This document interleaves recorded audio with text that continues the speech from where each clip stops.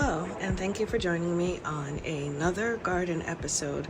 I've got a real quick update in regard to what's going on indoors, which is really not much. I have two rosemary plants, which I don't think are doing too well because of the heater that is on in the garden area. I am trying to keep the temperature at least at 70 degrees and above due to all the tropical plants that I have in here because I want them to thrive. But a couple weeks ago, or a little over a month ago, I did a video on the pineapple plants, and this here is one that I brought in from outdoors. It is doing well. It has come back from the stress that it had over the summer and from transplantation. These three are ones that I have taken off of plants before I had taken them outdoors for the summer. They're still pretty small, and as I mentioned before, this one, even though it's small, has a little pup coming off of it. I'm not going to touch these because they are still too small, in my opinion, to separate, but I'm just going to leave these in here and see how they do over the winter. These two are also ones that I had transplanted from outdoors, and this one is really a cluster of 3 different pups. So I don't know if the main plant even survived what happened to it over the summer. I'm gonna give these until the spring before I separate. Since I did transplant, I don't want to separate these right now. This one is all by itself and doing well too. So the ones that survived the acclimation issue pretty much all did really well surviving the transplant. Over here is my corn plant that I separated the pup from my mother's house last winter in February. So it's now November.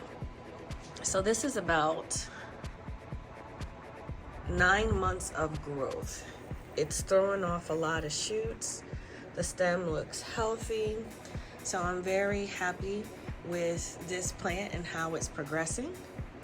The aloe is still growing and going through its air layering process.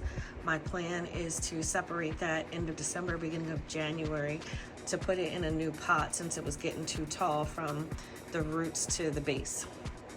And then over here are the last 2 pineapple that were outdoors that were transplanted. This one in the front here is a combination of, I think there's 4 different ones, and I'll be probably doing a separation on this one in January. I still want to give it some time to get some good roots and establishment because it was just brought in from outdoors. But this one is the biggest one by far from outdoors, and it took the transplantation really well. I have all of my plants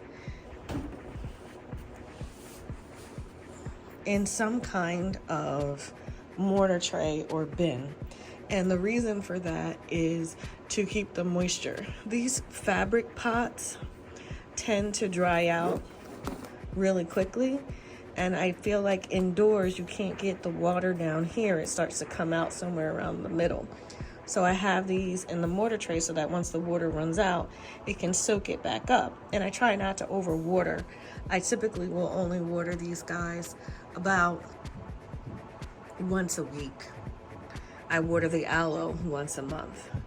But that's just a quick update on what's happening with the items. I will be doing more indoor videos now that the season is over, but just have to get the garden going indoors. I will be posting a video shortly on how exactly I air layered the aloe and why I am air layering it. But before I do that, I wanted to take you back outside just to show the final 2 chores that I had to do to make sure the outdoor garden was closed up.